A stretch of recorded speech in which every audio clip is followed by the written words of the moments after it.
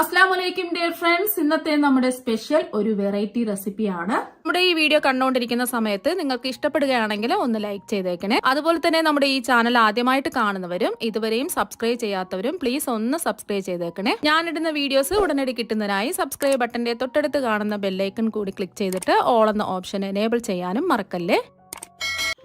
ആദ്യം തന്നെ ഞാനിവിടെ ഇതിനായിട്ട് ചോറാണ് എടുത്തിട്ടുള്ളത്. അപ്പോൾ ജയാരിയുടെ ചോറാണ് ഞാനിവിടെ എടുത്തിട്ടുള്ളത്. ഏത് അരിയുടെ ചോറ് വേണമെങ്കിലും എടുക്കാവുന്നതാണ്. ചോറ് എടുക്കുമ്പോൾ ഇതുപോലെ വെന്ത് കുഴഞ്ഞിട്ടുള്ള ചോറ് വേണം എടുക്കാനായിട്ട്. ഞാനിപ്പോൾ തലേ ദിവസത്തെ ചോറാണ് ഇതാ എടുത്തിട്ടുള്ളത്. തണുപ്പൊക്കെ മാറിയിട്ടാണ് ഇതാ എടുത്തിട്ടുള്ളത്. ഇപ്പോൾ തലേ ദിവസത്തെ ചോറോ അല്ലെങ്കിൽ ബാക്കി വന്ന ചോറോ ഏത് ചോറ് വേണമെങ്കിലും എടുക്കാവുന്നതാണ്. അപ്പം കുറച്ച് വേവിച്ച് നമ്മൾ വെന്ത് കുഴഞ്ഞിട്ട് ബാക്കി വന്ന ചോറുണ്ടാവുമല്ലോ, അതായിരിക്കും കുറച്ചും കൂടി നല്ലത്. ഇനി ഒരു മിക്സിംഗ് ബൗളിൽ 250 ml കപ്പിന് 1 കപ്പ് ചോറ് ഇട്ട് കൊടുക്കാം. ഞാനിപ്പോൾ തലേദിവസം ബാക്കി വന്ന ചോറ് ഫ്രിഡ്ജിൽ വെച്ചിട്ട് എടുത്തിട്ടുള്ളതാണ്. അതിന്റെ തണുപ്പൊക്കെ പൂർണ്ണമായിട്ട് മാറിയിട്ട് വേണം ഇത് ചോറ് എടുക്കാനായിട്ട്. ഇനി ഈ ചോറ് ചെറുതായിട്ടൊന്ന് ഉടച്ചെടുക്കാം. ഇതുപോലെ പ്രസ് ചെയ്ത് ഒരു സ്പാച്ചില വെച്ചിട്ടോ അല്ലെങ്കിൽ ഒരു സ്പൂൺ വെച്ചോ ചെറുതായിട്ട് ഇതുപോലെ ഉടച്ചു കൊടുക്കാം. ഒരുപാട് അങ്ങ് ഉടച്ച് പേസ്റ്റ് രൂപത്തിലാക്കണ്ട, ചെറിയ രീതിയിൽ ഒന്ന് ഉടച്ചെടുക്കാം. അപ്പോൾ നല്ല വെന്ത ചോറല്ലേ, അതുകൊണ്ട് പെട്ടെന്ന് തന്നെ ഇത് ഉടഞ്ഞു കിട്ടും. ഇപ്പൊ ചോറ് എന്താ ചെറിയൊരു രീതിക്ക് ഉടച്ചെടുത്തിട്ടുണ്ട്. കൈ കൊണ്ട് ഉടച്ചെടുത്താലും മതി. ഒരു രീതിക്ക് ഉടച്ചെടുക്കുക. ഇതിലേക്ക് ഒരു കോഴിമുട്ട പൊട്ടിച്ചത് ഒഴിച്ചു കൊടുക്കുക. ഇനി ഒന്ന് മിക്സ് ചെയ്തെടുക്കുക.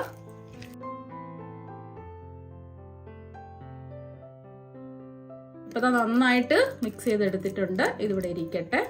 ഇനി അടുത്തതായിട്ട് നമുക്ക് വേണ്ടത് ക്യാരറ്റ് ആണ്. ഞാനിപ്പോൾ മീഡിയം സൈസ് 2 ക്യാരറ്റ് ഇതുപോലെ തൊലിയെല്ലാം കളഞ്ഞ് വൃത്തിയാക്കി കഴുകി എടുത്തിട്ടുണ്ട്. കുറച്ച് വലിപ്പമുള്ള ക്യാരറ്റ് ആണെന്നുണ്ടെങ്കിൽ ഒരു ക്യാരറ്റ് എടുത്താൽ മതിയാവും. ഇനി ഈ ക്യാരറ്റ് ഒന്ന് ഗ്രേറ്റ് ചെയ്തെടുക്കാം. അതിന് വേണ്ടിയിട്ട് ഞാനിവിടെ ഗ്രേറ്റർ ഇതാ എടുത്തിട്ടുണ്ട്. ഇതുപോലെ കുറച്ച് വലിപ്പമുള്ള ഹോളിൽ കൂടെ വേണം ക്യാരറ്റ് ഗ്രേറ്റ് ചെയ്തെടുക്കാൻ. ഇതൊന്ന് ഗ്രേറ്റ് ചെയ്തെടുക്കാം.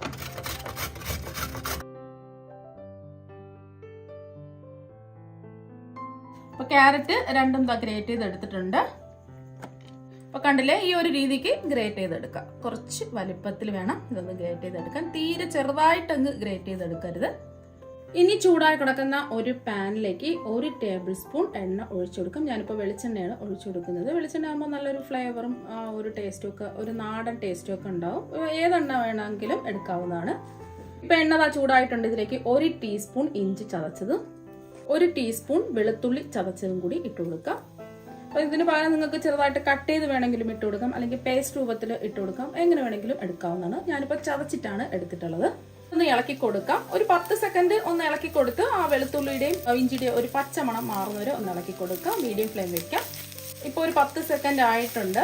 ഇനി ഇതിലേക്ക് ചേർത്ത് കൊടുക്കുന്നത് ഒരു സവാള ചെറുതായിട്ട് കട്ട് ചെയ്തെടുത്തതാണ്. വലിയ സവാള ആണെന്നുണ്ടെങ്കിൽ പകുതി സവാള എടുത്താൽ മതിയാവും. ഞാൻ ചെറിയ സവാള ആയതുകൊണ്ടാണ് ഒരു സവാള ഇതുപോലെ കട്ട് ചെയ്തെടുത്തിട്ടുണ്ട്. ഇതൊന്ന് ഇളക്കി കൊടുക്കാം. ഇപ്പൊ സവാള വഴറ്റി കൊടുത്തിട്ട് 1 മിനിറ്റ് ആയി. ചെറുതായിട്ടൊന്ന് സവാള വാടി വന്നിട്ടുണ്ട്. ഒരു ഗോൾഡൻ നിറമൊന്നും ആവേണ്ട ആവശ്യമില്ല. ചെറുതായിട്ടൊന്ന് സവാള വാടി വന്നാൽ മാത്രം മതി. ഇനി ഇതിലേക്ക് ഗ്രേറ്റ് ചെയ്ത് വെച്ചിരിക്കുന്ന ക്യാരറ്റ് ഇട്ട് കൊടുക്കാം. ഞാനിപ്പോൾ 2 മീഡിയം സൈസ് ക്യാരറ്റ് ആണ് ഗ്രേറ്റ് ചെയ്ത് എടുത്തിട്ടുള്ളത്. വലിയ ക്യാരറ്റ് ആണെന്നുണ്ടെങ്കിൽ ഒരെണ്ണം എടുത്താൽ മതിയാവും. ക്യാരറ്റ് ഗ്രേറ്റ് ചെയ്ത് മുഴുവൻ ഇതിലേക്ക് ഇട്ട് കൊടുത്തിട്ടുണ്ട്.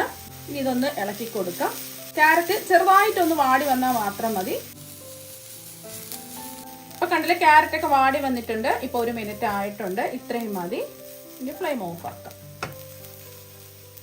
ഇനി ഇതിന്റെ ചൂട് ചെറുതായിട്ടൊന്ന് മാറട്ടെ. ഇനി ചൂട് മാറിയ ക്യാരറ്റ് നമ്മൾ മുട്ടയായിട്ട് മിക്സ് ചെയ്ത് വെച്ചിരിക്കുന്ന ചോറിലേക്ക് ഇട്ട് കൊടുക്കുക. മുഴുവനും അങ്ങ് ഇട്ട് കൊടുക്കുക. ഇനി ഇതിലേക്ക് 2 ടേബിൾ സ്പൂൺ കോൺഫ്ലോർ ഇട്ട് കൊടുക്കും. കോൺഫ്ലോറിന് പകരം അരിപ്പൊടി വേണമെങ്കിലും എടുക്കാവുന്നതാണ്. അരിപ്പൊടി എടുക്കുകയാണെന്നുണ്ടെങ്കിൽ ഒട്ടും തരിയൊന്നും ഇല്ലാത്ത വറുത്ത പച്ചരിപ്പൊടി വേണം എടുക്കാനായിട്ട്. ഇപ്പൊ 2 ടേബിൾ സ്പൂൺ കോൺഫ്ലോർ ഇട്ട് കൊടുത്തിട്ടുണ്ട്. ഇനി ഇതിലേക്ക് 2 ടേബിൾ സ്പൂൺ മൈദയും കൂടി ഇട്ട് കൊടുക്കുക. 2 ടേബിൾ സ്പൂൺ മൈദ ഇട്ട് കൊടുത്തിട്ടുണ്ട്. ഇനി ഇതിലേക്ക് ചേർത്ത് കൊടുക്കുന്നത് 1/2 ടീസ്പൂൺ ചെറുതായിട്ട് പൊടിച്ചെടുത്ത ക്രഷ് ചെയ്തെടുത്ത കുരുമുളക് പൊടിയാണ്.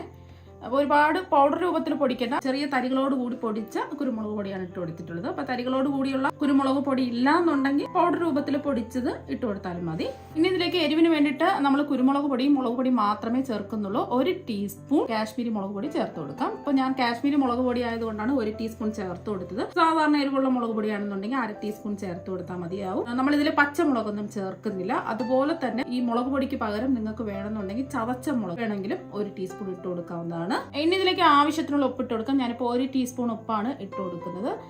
നിങ്ങൾക്ക് ഇതിന് പകരം ഉപ്പ് 3/4 ടീസ്പൂൺ വേണമെങ്കിലും ഇട്ട് കൊടുക്കാവുന്നതാണ്. ഇത് കറക്റ്റ് പാകത്തിനുള്ള ഉപ്പാണ്. നോക്കിയിട്ട് വേണമെന്നുണ്ടെങ്കിൽ ഉപ്പ് കുറവുണ്ടെന്നുണ്ടെങ്കിൽ ചേർത്ത് കൊടുക്കാവുന്നതാണ്. ഇത്രയേ ഉള്ളൂ. ഇനി എല്ലാം ഒന്ന് മിക്സ് ചെയ്തെടുക്കാം. വേറെ മസാലകളൊന്നും ചേർത്ത് കൊടുക്കുന്നില്ല. ഇനി എല്ലാം നന്നായിട്ട് ഒന്ന് മിക്സ് ചെയ്തെടുക്കാം. കൈ വെച്ചോ ഒരു സ്പാച്ചിൽ വെച്ചോ അല്ലെങ്കിൽ സ്പൂൺ വെച്ചോ ഒന്ന് മിക്സ് ചെയ്തെടുക്കുക. ഇപ്പൊ അതെല്ലാം ഒന്ന് മിക്സ് ചെയ്തെടുത്തിട്ടുണ്ട്. അപ്പൊ ഈ ഒരു രീതിക്ക് വേണം മിക്സ് ചെയ്തെടുക്കാൻ. ഇനി ഇതിലേക്ക് നമ്മൾ ചേർത്ത് കൊടുക്കുന്നത് ഒരു കാര്യം കൂടി ചേർത്ത് കൊടുക്കുന്നുണ്ട്. വേണോ നിർബന്ധമൊന്നുമില്ല. കുറച്ച് മല്ലിയില കട്ട് ചെയ്തും കൂടി ഇട്ട് കൊടുക്കാം. ഇതും കൂടി ചേർത്ത് ഒന്ന് മിക്സ് ചെയ്തെടുക്കാം. ഇത്രയേ ഉള്ളൂ. ഇപ്പൊ എല്ലാം ഒന്ന് മിക്സ് ചെയ്തെടുത്തിട്ടുണ്ട്. ഇത്രയേ ഉള്ളൂ. ഇതിവിടെ ഇരിക്കട്ടെ. ഇനി വേണ്ടത് കുറച്ച് ബ്രെഡ് ക്രംസ് ആണ്. ഞാനിപ്പോ 5 ബ്രെഡ് കൈകൊണ്ട് 2-3 പീസായിട്ട് മുറിച്ചതിന് ശേഷം ഒന്ന് ജസ്റ്റ് ഒന്ന് പൊടിച്ചിട്ട് 2-3 മിനിറ്റ് മീഡിയം ഫ്ലെയിമിലിട്ട് ഒന്ന് റോസ്റ്റ് ചെയ്തെടുത്തതാണ്. അപ്പൊ ഇത് വീട്ടിൽ തന്നെ നിങ്ങൾക്ക് ചെയ്യാവുന്നതേ ഉള്ളൂ. അല്ലാന്നുണ്ടെങ്കിൽ കടയിൽ നിന്ന് മേടിക്കാൻ കിട്ടും, അതെടുത്താലും മതി. വീട്ടിൽ ചെയ്യണമെന്നുണ്ടെങ്കിൽ അതായിരിക്കും എളുപ്പം. നല്ലതുപോലെ ചൂട് മാറിയതിന് ശേഷം വേണം ഇത് എടുക്കാനായിട്ട്, വീട്ടിൽ ചെയ്യുകയാണെന്നുണ്ടെങ്കിൽ. ഇനി നമ്മൾ തയ്യാറാക്കി വെച്ച മിക്സിൽ നിന്ന് കുറച്ച് മിക്സ് എടുക്കാം. ഞാൻ സ്പൂൺ കൊണ്ട് കുറച്ച് മിക്സ് എടുക്കുകയാണ്. ഇനി ഒട്ടിപ്പിടിക്കാതിരിക്കാൻ കയ്യിലൊന്ന് ജസ്റ്റ് എണ്ണ തടവിയതിന് ശേഷം നമ്മളെടുത്ത മിക്സ് ഈ കയ്യിലേക്ക് ഇട്ട് കൊടുക്കാം. ഇനി ഒന്ന് ഉരുട്ടിയെടുക്കാം. ഇപ്പൊ ഒന്ന് ഉരുട്ടിയെടുത്തിട്ടുണ്ട്. ഇനി ഇത് ജസ്റ്റ് ഒന്ന് പരത്തിയെടുക്കാം. ഇതുപോലെ കൈ വെച്ച് ചെറുതായിട്ടൊന്ന് പരത്തി ആ സൈഡൊക്കെ ഒന്ന് ലെവൽ ചെയ്ത് കൊടുക്കാം. ഇനി ഇത് ബ്രെഡ് ക്രംസിലിട്ട് ഒന്ന് കോട്ട് ചെയ്തെടുക്കാം. ഇതിന്റെ മുകളിലൊക്കെ ഇതുപോലെ ബ്രെഡ് ക്രംസ് ഇട്ട് കൊടുക്കുക.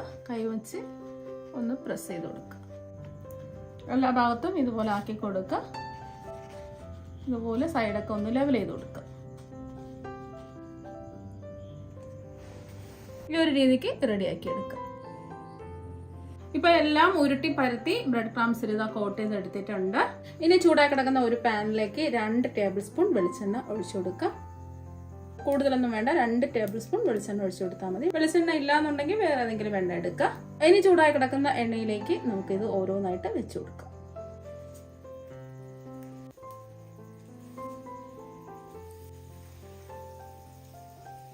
ഇപ്പൊ ഞാനൊരു 5 എണ്ണം ഇട്ട് കൊടുത്തിട്ടുണ്ട്. ലോ ടു മീഡിയം ഫ്ലെയിം വയ്ക്കാം.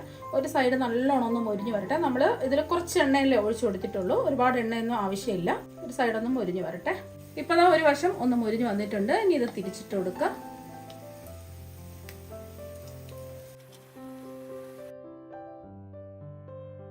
ഇനി നമ്മൾ വേറെ എണ്ണ ഒന്നും ഒഴിക്കേണ്ട ആവശ്യമില്ല, എണ്ണ ഇതിൽ തന്നെ ഉണ്ട്.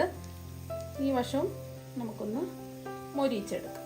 ഇപ്പൊ 2 വശവും മൊരിഞ്ഞു വന്നിട്ടുണ്ട്. ഇനി ഇത് എണ്ണയിൽ നിന്ന് മാറ്റാം. ഇപ്പൊ എണ്ണയിൽ നിന്ന് മാറ്റിയിട്ടുണ്ട്. ഒട്ടും തന്നെ എണ്ണയൊന്നും കുടിച്ചിട്ടില്ല. ഇപ്പൊ കണ്ടില്ലേ, എണ്ണ ഒന്നും ഒട്ടും കുടിച്ചിട്ടില്ല. ഇനി ഈ ബാക്കി വന്ന എണ്ണയിൽ നമ്മൾ ബാക്കി റെഡിയാക്കി വെച്ചിരിക്കുന്നില്ലേ, അതും കൂടി ഒന്ന് മൊരിച്ചെടുക്കാം. ബ്രെഡ് ക്രംസ് കോട്ട് ചെയ്തിട്ടല്ലേ ഇത് തയ്യാറാക്കി എടുത്തത്, അതുകൊണ്ട് ഇതിന്റെ പുറമൊക്കെ നല്ല ക്രിസ്പിയാണ്, അകം നല്ല സോഫ്റ്റുമാണ്. ഇനി ഇതൊന്ന് മുറിച്ചും കൂടി കാണിച്ചു തരാം. പുറത്ത് നല്ല ക്രിസ്പി ആയിട്ടിരിപ്പുണ്ട്, കണ്ടില്ലേ. അകത്ത് നല്ല സോഫ്റ്റാണ്, നല്ല ചൂടാണ്. ഇതുപോലെ ടൊമാറ്റോ കെച്ചപ്പിന്റെ കൂടെ ഡിപ്പ് ചെയ്ത് കഴിക്കാവുന്നതാണ്. അപ്പോൾ അടിപൊളി ടേസ്റ്റ് ആണ്. കുട്ടികൾക്ക് ഒരു പ്രാവശ്യം ഇത് കഴിച്ച് നോക്കിയാൽ വീണ്ടും വീണ്ടും കഴിക്കാൻ തോന്നും. അത്രയ്ക്ക് നല്ല ടേസ്റ്റ് ആണ്. ചോറും ക്യാരറ്റും ഒക്കെ വെച്ചിട്ടാണ് ഇത് ചെയ്തതെന്ന് ആരും പറയില്ല. ഇതുപോലെ കുട്ടികൾക്ക് തയ്യാറാക്കി കൊടുക്കാം. തീർച്ചയായും കുട്ടികൾക്ക് എല്ലാവർക്കും ഇഷ്ടപ്പെടും. അപ്പോൾ നമുക്ക് മറ്റൊരു വെറൈറ്റി വീഡിയോ ആയിട്ട് വീണ്ടും കാണാം. താങ്ക്